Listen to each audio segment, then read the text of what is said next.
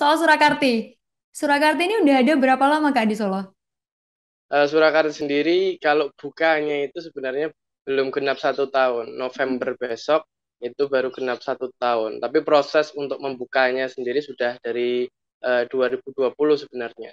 Oh, Sudah berjalan 2000. prosesnya dari 2020, tapi Mhm, baru kita bisa buka 2000, akhir 2021 mhm. dan berjalan sampai saat ini.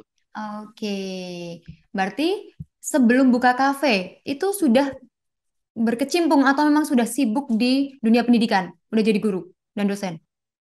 Kalau dosennya belum, tapi kalau Hmm. gurunya sudah.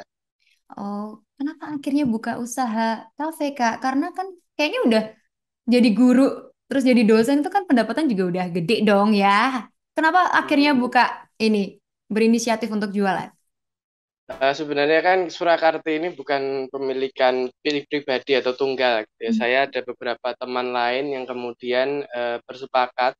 Awal mulanya itu ketika kemarin waktu pandemi, saya dan beberapa teman itu kemudian biasanya berkegiatan, biasanya kemudian saling saya sebenarnya selain latar belakang pendidikan guru, saya juga ada latar belakang teater kesenian seperti itu. Jadi dengan latar belakang kesenian dan teater, ada teman-teman yang kemudian punya latar belakang yang sama di dunia teater, di dunia kesenian. Kemudian biasanya kita berkegiatan, kita biasanya pentas dan lain sebagainya. Tiba-tiba pandemi itu menghilangkan rutinitas itu semua. Akhirnya bingung ngapain ya, daripada kemudian kita nggak ada kesibukan yang menghasilkan yang produktif. Pada akhirnya kemudian kita bersepakat untuk membuat usaha bersama. Oke, jadi ada kolaborasi antara Kak Haikal dengan teman-teman itu ya. Jadi Ya, terbentuklah Surakarta itu sendiri.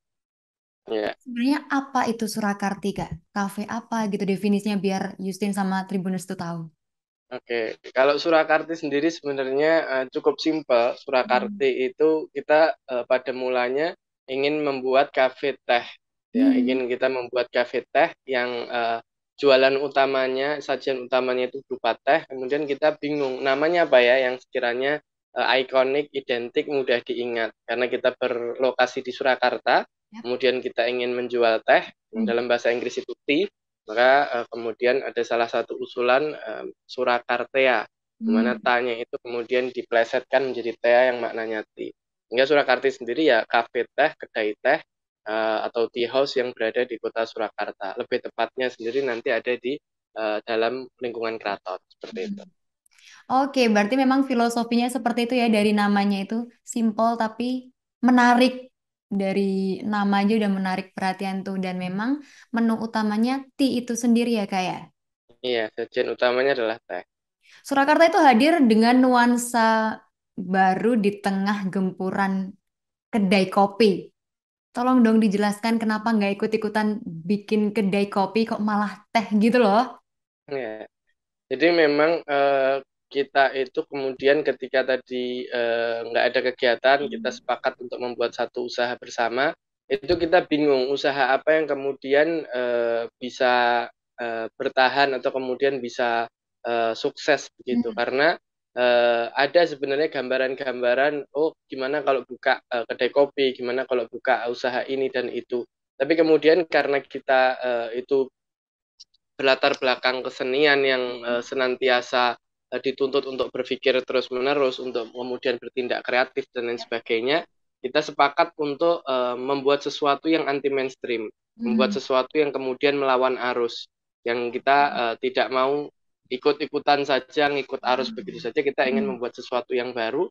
Nah, kemudian kita lihat fenomena kedai kopi, coffee shop di kota Solo itu sudah semakin menjamur, Hmm. akan hampir setiap perempatan mungkin sekarang itu ada coffee shopnya, baik di pinggir kota, tengah kota, dekat kampus, nggak dekat kampus, semua ada coffee shop.